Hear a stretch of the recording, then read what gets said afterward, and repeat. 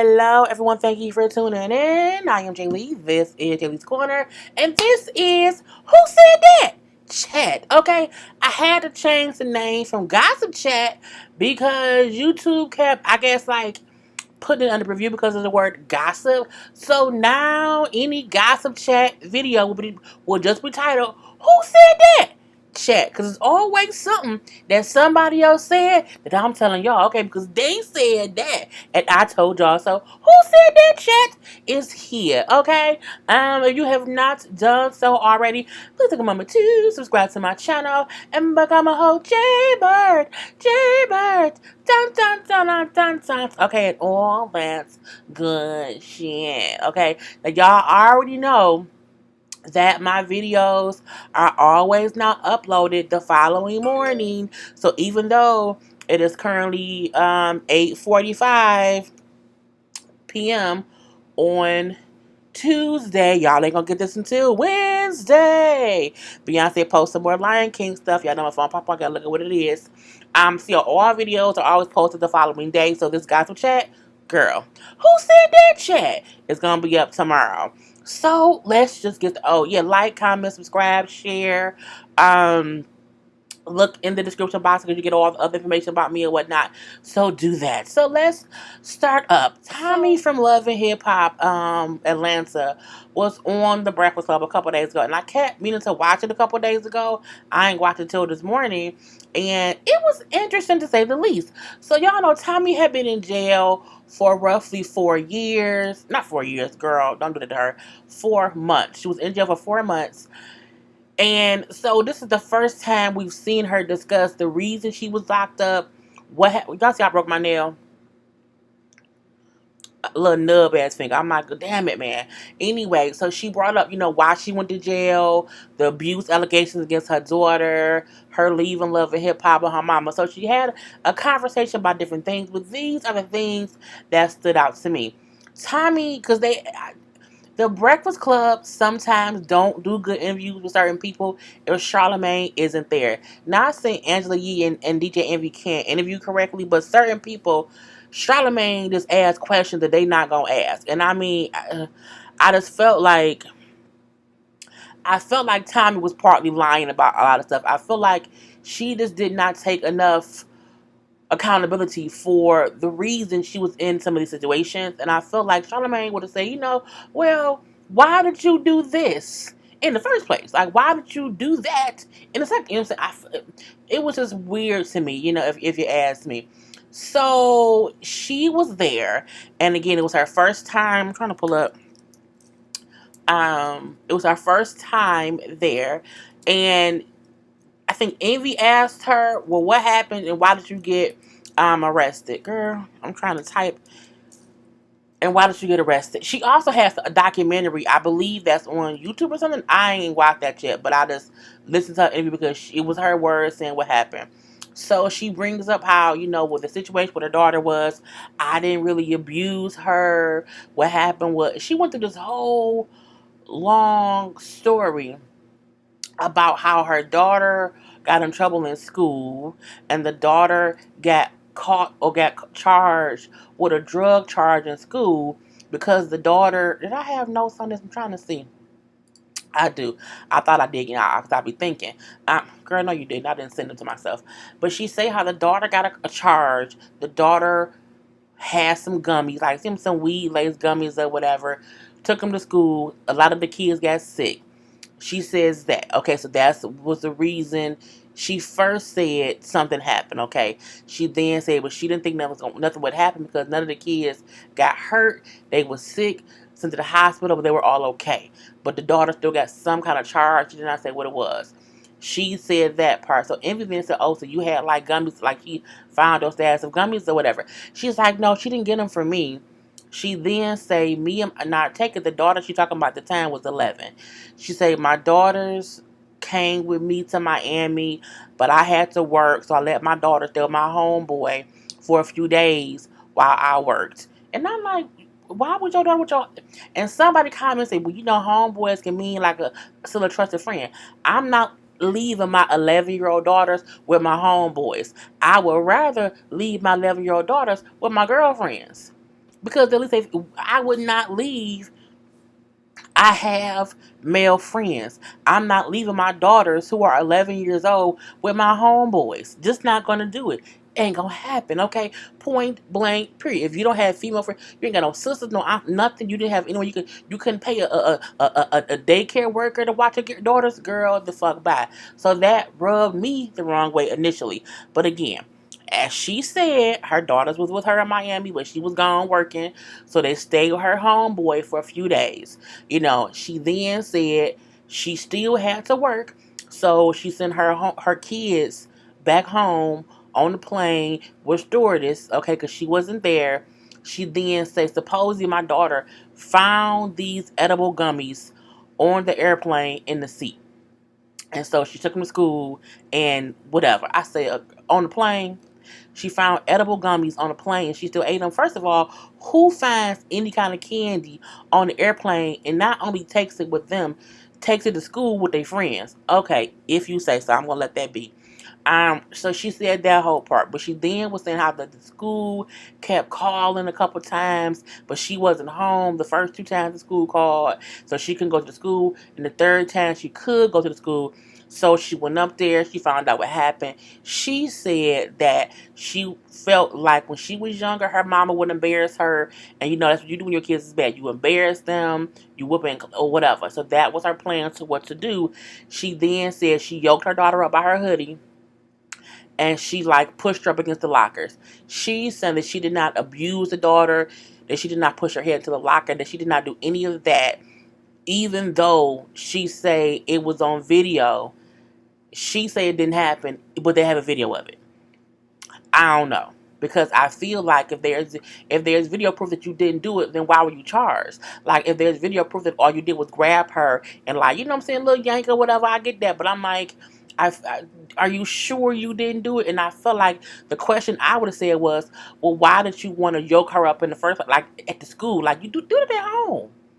Do it at home, because we know some people out in the public can't get how some people chastise their children. But no, Tommy did it in public, and she said her lawyer told her. She said the lawyer said 1 billion kids was beat up and abused that day, and the only reason you're going to jail is because or that you are being charged because you did it on camera. Which to me means she did something that was caught on camera, and she's just not owning that she may have went too far in her anger with her daughter getting gummies and giving them to kids, getting kids sick. You have every right to be pissed off if your child finds some gummies and take them to school and get kids sick. You have every right to be pissed off. However, you can't go too far with it, because when you go too far with it, then you end up in jail. So again, she wasn't kind of taking accountability the part that she played in the situation. She kept saying how her kids are so different. Her kids don't know her as Tommy from Loving Hip Hop. Tommy from Loving Hip Hop. My kids is great, great, great, great, great. But your great, great, great, great child found some gummies from somewhere and gave them to children, as you say, off a goddamn airplane. They can't be too smart because, girl, it was just weird to me, and a lot of it was. I felt like a lot of it was Tommy like saying what sounded innocent for her. And I was like, I don't know how much of that I agree with. So and that was really the most that she talked about was what was going on or whatever. They also asked her about, well, how, you went to court, was drunk or whatever. And she said, oh, well, I wasn't drunk. They made it seem like I was drunk. What really happened was I knew I had a court date on Tuesday, but I went to the club and partied on Monday night. I then showed up to court late, and she said, and when you come to court late, they always drug and alcohol test you, and so I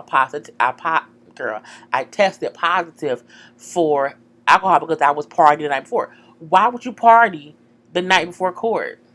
Not only that, why would you be late to court if you know you're gonna be tested for liquor and you know you've been drinking? Like again, why did you not? Her saying, "Oh, it wasn't no big deal. Like I just went out, was getting drunk or whatever, and came to court late." But I wasn't drunk. You may not have been drunk, but you was not supposed to be drinking. So it's that kind of stuff. I feel like she just was not taking accountability for what was going on. She brought up how, her and her mom was different. Her mom was currently in jail for 3 years. She would not say for what, but she in jail for 3 years. And she's supposed to get out, she said, in 2020. Um, so I said, well, that's kind of crazy, but okay, we're gonna let that go. But again, she was talking about how now she wants to, be a better person, which is great. I hope that she is on the road to betterness, but I feel like in her interview, she just did not take enough accountability for the mistakes that had happened. We also seen that Moniece was on Hollywood Unlocked. Moniece did a 2-part sit down that was an hour apiece. I couldn't really sit through all that shit. It was a lot going on. I will say this. Moniece, Fizz, and even April need to go the fuck up. The issues between Moniece, Fizz, and April is kind of crazy considering they all have children who are at an age to where they'll see what the fuck is going on. So I feel like you and Fizz beefing is kind of crazy. I feel like she was saying how she kind of lost custody of her son in the beginning because her mama lied and said she was bipolar, and I was a bit confused because she kept saying how there wasn't nothing wrong with her, but Fizz was out there selling drugs and doing crazy shit, but she didn't want to have him lose his rights. On what planet does it make sense for you to be more concerned about him losing his rights than the fact that you lost yours? Like, I was confused on that whole thing. And I do think that on Love and Hip Hop, they did make Moniece. Moniece had a It seemed like Monique was batshit crazy. Let's just say, and angry about a lot, and we did not know why. I do feel like there's more to Monique, but I also feel like Monique gave them that craziness, and that's why they made her seem that way. In this interview, she didn't seem crazy, but she's a storyteller. You know what I'm saying? I had it on. I had to play. It was playing for so long, and I'm like, oh my god, I wasn't bored. I wasn't entertained. I was just listening. I feel like because she was all over the place, I couldn't follow one thing. And I'm like, wait, what? We went from Fizz and April, how she feel like Fizz and April is possibly poisoning her son man against her, and because she don't want her son feeling like he has to lie to her to protect his dad's privacy. I feel like neither one of y'all should be talking to your son about the other parent. That's the fucked up part about it. So Fizz fucked up and April fucked up too if they are telling the child, hey, don't tell your mama this or whatever. That's fucked up. And Monique, if you asking your son about the daddy, don't do that. You and Fizz need to have direct communication between each other, whether it's via phone, text, DM, or email, a third party or whatever. But don't include the son to be the person who tells y'all what's going on. You know what I'm saying? The son should not be the one to have to tell the truth or to lie about Fizz and April to Moniece. Period. And I feel like Moniece has been around and April has been around long enough, and their kids are familiar with each other enough to where I don't think it's abnormal for Fizz and April to have been around each other. I still think it's fucked up that they're kicking it. You know what I'm saying? But I feel like Moniece, as she said, she's like, I don't feel like my son is unsafe when he's with April. I just feel like April be disrespectful towards me. She brought up an issue how one time, Fizz had the book that Cam needed for school, and I was pissed off because he forgot to give me the book for the school, and so I called him at like 10 o'clock at night, saying I need the book, and then they come over, but he had April come to the door to give me the book. And I was pissed off that he did that. And I took the book in his hand. And I'm like, girl, y'all need to grow the fuck up. You have AD. He got April. Who gives a fuck? Okay, who cares? Be a united front for the kids. Fizz, stop fucking with Moniece. Moniece, stop fucking with Fizz. And I just want them both to be positive people. Now, she also spoke about how he was, again, selling drugs out of his house before when he was younger. Supposedly doing it recently and got evicted because the house got raided, and so that's allegedly why he and April live together now, because he lost that house. Girl, she spilled a whole bunch of tea, but I'm like, I have to take it with a grain of salt, because even though Moniece typically is not a liar, sometimes she exaggerates shit. Or she assumes things. So I don't know if Fizz was really out here being a drug dealer and running from the cops. I don't know. I don't know about that. Girl, I don't know. I do feel like if Fizz's house was raided for drugs, that would have made it to the blogs. Like, that would have absolutely made it. And I ain't heard that story except from her. Okay, so again, I want Fizz to let her be a mom to Cam, April, don't you interfere with that lady and her kid. Like, don't do that. Like, let Moniece be a positive influence in her son's life. If she need to be, you know, if she need more time to get together, let her do that. But don't interfere with her and her son. But I need y'all all to have effective fucking communication. Okay? Now, she also was talking about her and Tank, who used to date when she was, not date, let's not say date, messed around when she was around 17, 18, 19 years old. No, she said 18, 19. It was about 11 years ago, as she said. And Tank was allegedly, well, not allegedly. Tank was on Hollywood Unlocked a couple years ago. He was talking, they're doing an interview or whatever, and he spoke about Moniece. And, they say how he spoke about it as if it was something that, like, had recently happened. But in hindsight, it was something that had happened, like, 10 years prior, where they was messing around. And he insinuated that it was a situation to where him and some of his friends were all going to sleep with her in a threesome type of situation or whatnot. And I didn't hear the interview that he did. I didn't try to go find it, girl. I ain't got time for that. But the co-hosts who were there was saying things that he said in the interview or whatever, just about how it was just crazy. And she said, I was pissed off about that or whatnot.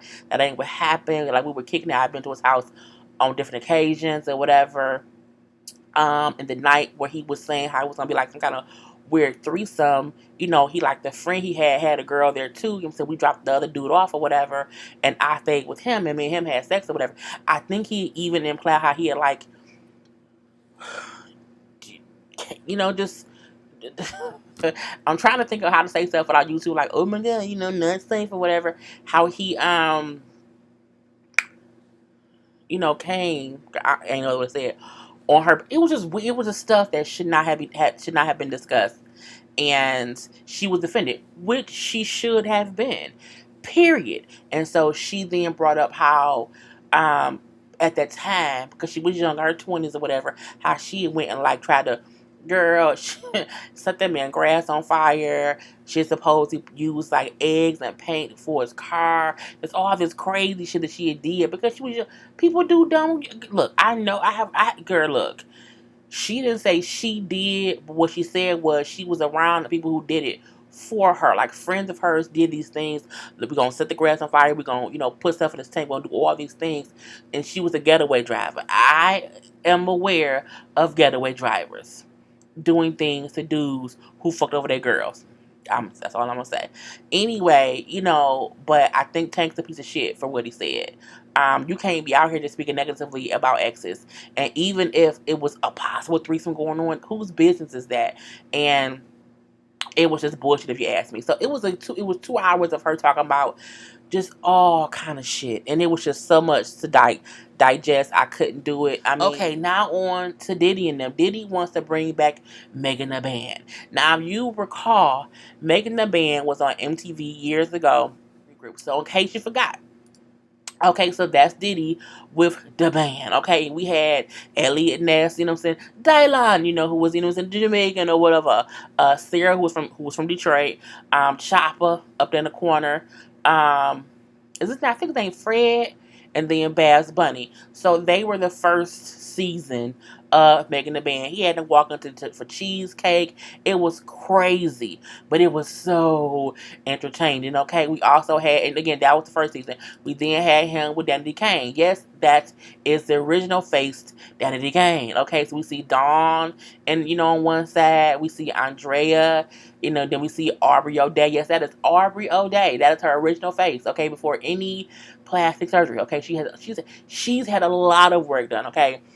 We had D Woods, and then on the other end we have Shannon. So the group, of course, they broke up, and they're now a 3-part group or whatever because D Woods was fired by Diddy. And when Andrea was going to come back, it was just, she wanted to be a wife and a mother, whatever. So she had a whole little family and whatnot. And so that's why currently it's just Dawn, Audrey, and Shannon. And both Dawn and Audrey look the most different. Audrey looks the most different, but Dawn looks a little bit different. Dawn, I think, has always been in the industry working, like on her solo dolo stuff or whatnot. But yeah, and then we also had, of course, Day 26. So their season was also amazing. I remember when they had the sing off between all the guys who were still vying to be a part of this group, and they were singing, "Although we've come to the end of the road," and then the dude with the black shirt, I can't think what his name is right now, but the dude right there in the black shirt was singing, and he was getting, girl, it was amazing. But this is back when it was amazing TV, okay? Completely amazing TV. So Diddy said that MTV approached him to ask if he wants to Making the Band again. So Making the Band is coming back in 2020. What I don't want to happen, I don't want it to focus on the groups that were made before who are no longer, successful in the way that you would think groups would be successful in being on the show or whatever. People keep saying, we know anybody who know if you work with Diddy, you know what I'm saying, he ain't gonna really get too far, you know what I'm saying. Arbery posted on social media how, Diddy don't finish anything that he starts. And I don't fully agree with that. I feel like if you are signed to a record label, people have to want to buy your music.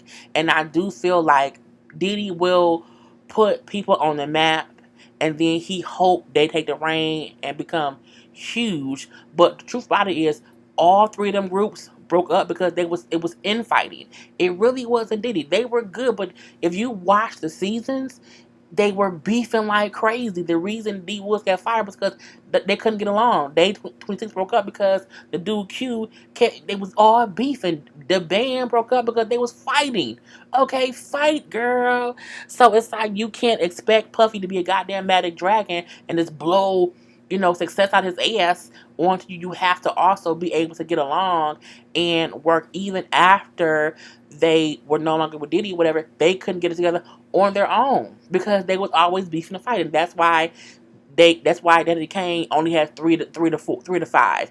That's why um Day 26 had broke apart because the Q dude kept, it was just too much bullshit going on. Even the band, you know what I'm saying, Dylan had left or whatever. It was just too much going on. So yes, Diddy is shifty as hell, and sometimes, you know what I'm saying, he don't finish where he starts sometimes. But if you are able to be put on, you have to also be able to do the work. I feel that to be very, very true. And when you put strangers together to work together, it'd be a lot of clashing.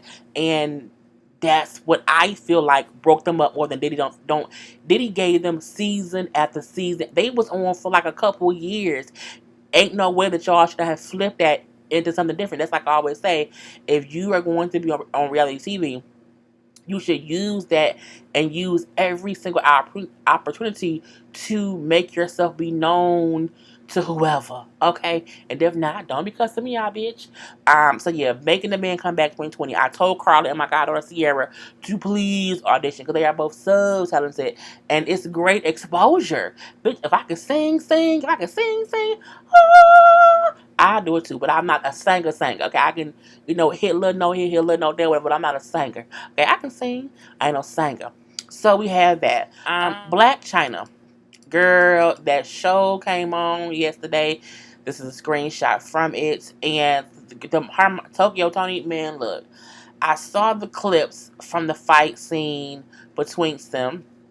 And this, you know, Tokyo Tony is toxic.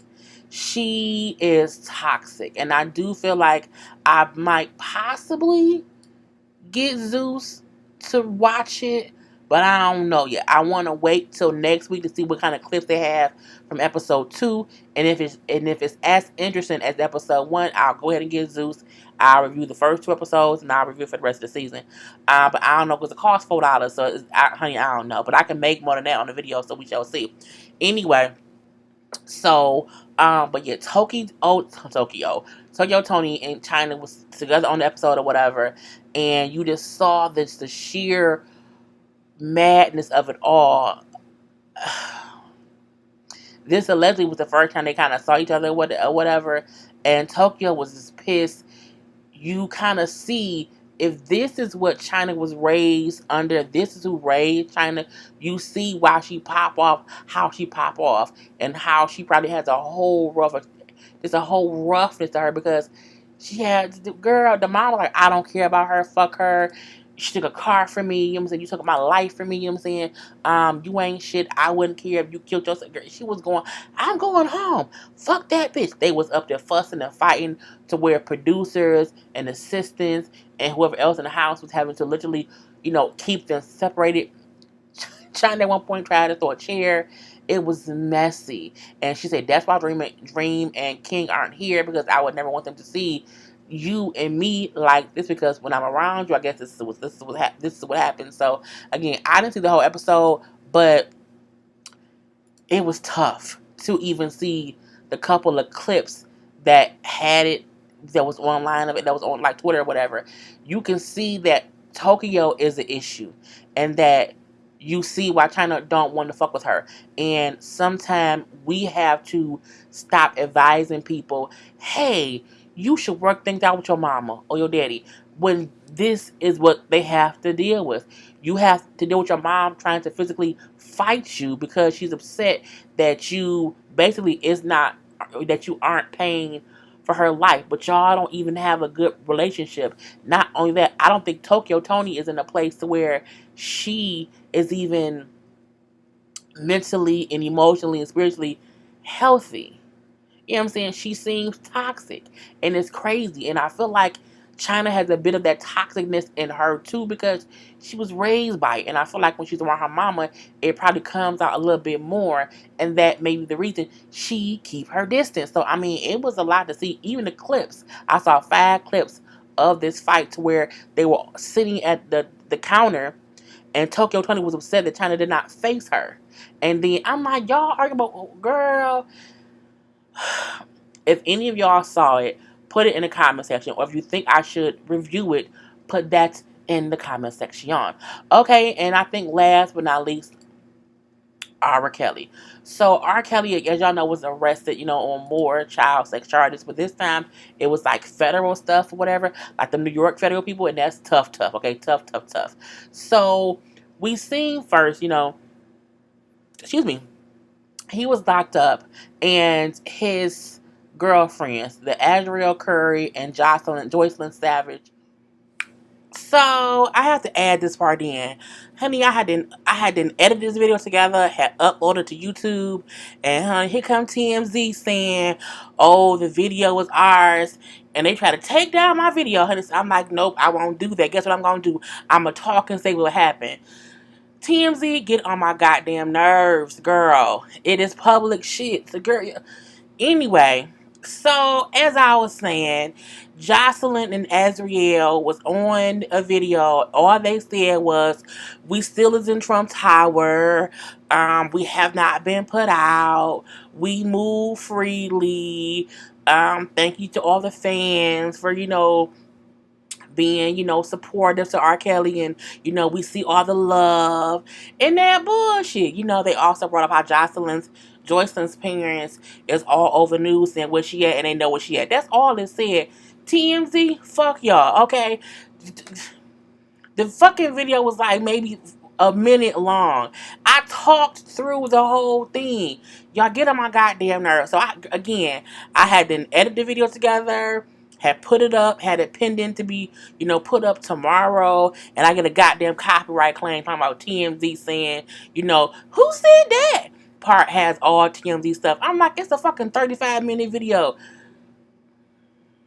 Irked my damn nerves. I had to stop what I was doing, watching something else, taking notes for something else, to come and just add in that punk ass R. Kelly 2 girlfriends. All they said was, we still living up in Trump Tower. Boom. That's what they said. So I had to add that part in. I had a little clip, no audio, just the visuals of them standing in the courthouse. And that's it. And here come TMZ, old punk ass. Man, fuck TMZ. All up and through, okay? They was in court. We know R. Kelly was in court today. Because I can't think of how much I have to cut out. R. Kelly was in court today. He was denied bail. Okay, they said he was denied bail because he could be a flight risk. His lawyer's talking about he's never a flight risk. He knew these charges was coming. He ain't going nowhere. You know what I'm saying? He's not gonna get into no more trouble. Boy, Boy, boom. Okay, so that's all the TMZ shit was that I had to redo this little 2 minute section to add to my goddamn video. Oh, punk ass TMZ. I'm sorry about the cussing, but I was like, what I got to copy? I'm like, copyright? Who, me? I'm like, what? And I'm like, it was, girl. Anyway, so this is the whole added in part. So it's gonna pick up somewhere. I don't know where, because I was not about to do this whole video over. That was not gonna happen. But I made sure to cut out anything from TMZ. Again, fuck you, TMZ. And back to me. And I said, well, it's a weird thing. Like, whose side did you pick? Do you want R. Kelly to be in jail? Or do you want him to? Do you want it to be fair? And I know it's hard to say be fair because it's fucking R. Kelly. But I do feel like people should get bail if you feel they not a flight risk. I also agree with his lawyer when he said he comes to his court dates. He knew all of this was coming and he didn't flee. So why would he flee now? They say there's 20 new sex tapes. Okay, there's 20 new tapes allegedly of him with alleged younger girls and everything. So I feel like because of that new evidence, that is why they said, because we have more proof of him doing these things, we not gonna let him out. I feel like the same thing what happened with OJ. OJ got off for them 2 murders back in the day. And when he got arrested for that whole trying to steal back his own stuff, they sent his ass to jail. I feel like this is what they're doing to R. Kelly. He got off of what happened in 2008 because, as the lawyers were saying, he paid, we knew this as well, he paid off that girl family back then. He paid them like roughly two mil over the years to keep them quiet or whatever. But we knew that. Everyone knew that. And I feel like, again, everything that's happening now is because they feel like he got away with it before. We allowed this man to be out and free for the past 11 years, basically, because that old case was in 2008, even though stuff happened like 2001 or so. But we've allowed this to go on for so many years, and, we're going to just keep him in here.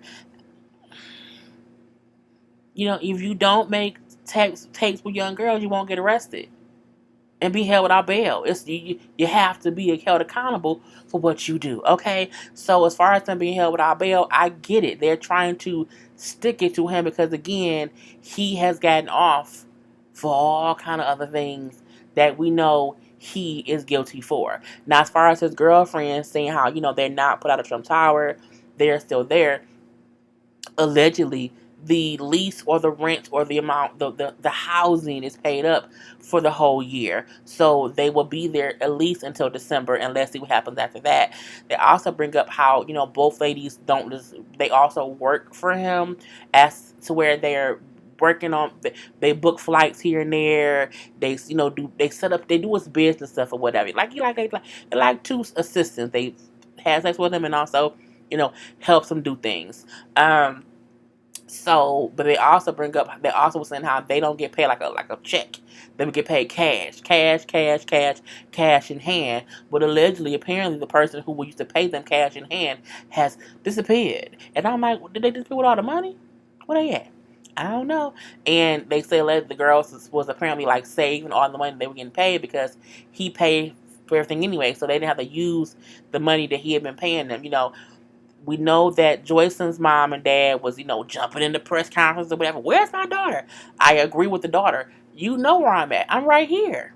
Joycelyn, is it Joycelyn? Joycelyn's parents need to kind of fuck down.